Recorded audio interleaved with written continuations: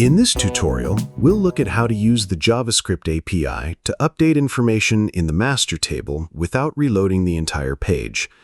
For this demonstration, I'm using a sample project. We'll focus on two tables, orders and order details. The other tables are important but not relevant for this tutorial. First, let me save and build the project, then I'll open it in my browser so we can see how it currently works.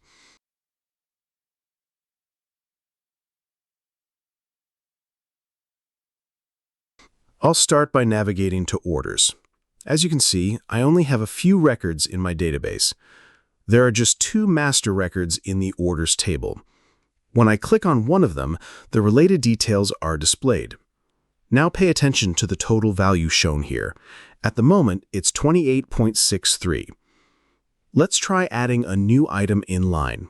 The price automatically defaults to 10.11, and I'll set the quantity to 3. When I save it, notice how the total, currently 28.63, updates automatically to 58.96. This is the key point. The update happens instantly on the screen through JavaScript without reloading the page. At the same time, the update is also applied to the database table. So not only is the page updated visually, but the database record itself is also updated behind the scenes. Now let's return to the project. I'll go straight to the events page and show you what I've added in Custom Functions.js. This is where the JavaScript logic lives. Before diving into the code, a quick disclaimer. Most of this approach was shared with us in the Dev Club. They deserve full recognition because we've learned a lot of valuable techniques there. If you're not already a member, I encourage you to join. The link is in the description. All right, let's get back to the JavaScript. These three JavaScript functions work together to calculate and display an order total handling different number formats based on locale. Here's an overview of their interaction. 1. updateOrderTotal page object acts as the primary orchestrator. It retrieves all records from the page object, representing the order details page. It iterates through these records, calculating a running total by multiplying quantity and unit price for each item. It uses parse float for these values, defaulting to 0 if parsing fails. Once the raw total is computed, it calls the financial function to format this total to 2 decimal places, ensuring consistent number representation. It finally passes this formatted total and the page object to setOrderTotal. Financial, x, decimals equals 3, locale equals enus, is a utility function responsible for robust number formatting and parsing.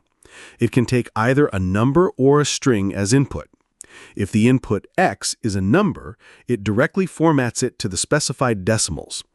If x is a string, it intelligently parses it, accommodating different locale-specific number formats, such as using commas or periods for decimal and thousand separators. It achieves this by using int.number format to detect the correct group and decimal symbols for the given locale. It then normalizes the input string by removing group separators and replacing the locale-specific decimal separator with a standard period before converting it to a floating point number. It returns the parsed and formatted number, or 0, if the input is invalid.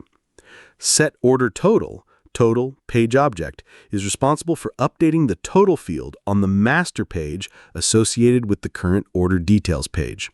It obtains the master page from the provided page object.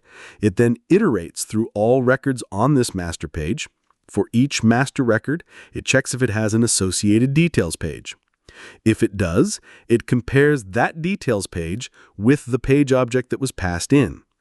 If a master record's details page matches the current page object, it updates the total field of that specific master record with the total that was calculated and formatted by the other two functions.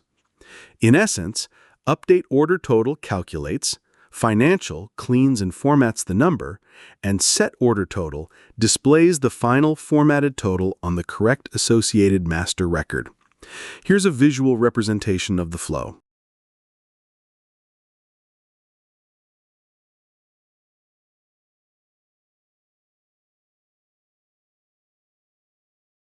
Okay, now that the value is safely displayed on the screen, it's still not saved in the database.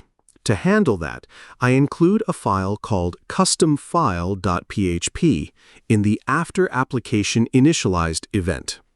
Now, how do we see what's inside this file? If we go to the Style editor under Custom Files, you'll see that I created customfile.php. This file currently contains a single function. It includes dbcommon.php, which gives us access to the database API as well as other APIs. In this case, we only use the database API. Here's what the function does. It selects the sum of unit price and quantity from the order details table, where the order ID matches the parameter passed in this case, the ID. We use prepare SQL to prevent SQL injection, which makes the query safe. Next, we get the total using dblookup, another part of the database API. Finally, we run a db update on the orders table, the master table, to set the total field to the calculated value, where the order ID equals the past ID. That's the logic. If you have questions, let me know and I'll explain further.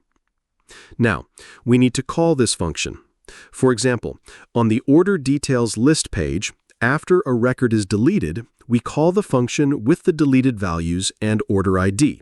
This recalculates the total whenever a record is removed. On the add page, after a record is added, we again call the function passing the order ID.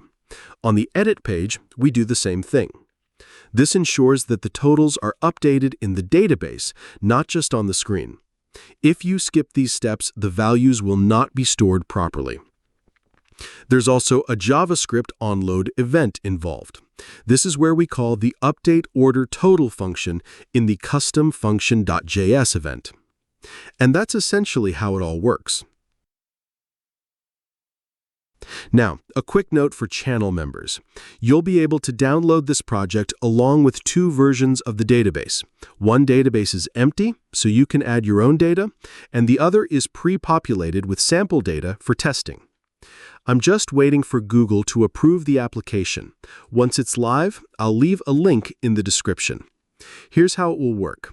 Channel members can click the Channel Members button and sign in with the Google account they used to join the PHP Runner Tips and Tricks channel. Regular subscribers also have access to some content, so thank you for being part of the channel. When signed in as a member, you'll get access to videos, example code, and the downloadable projects. The code is provided directly, so you won't need to pause the video and type it out manually. You can simply copy and paste it in. Membership starts from just $1 per month, and as a thank you, you'll have access to the project downloads and both databases, with and without sample data. That's it for this tutorial. I hope you found it helpful. Leave your comments below, and I'll see you next time. Bye!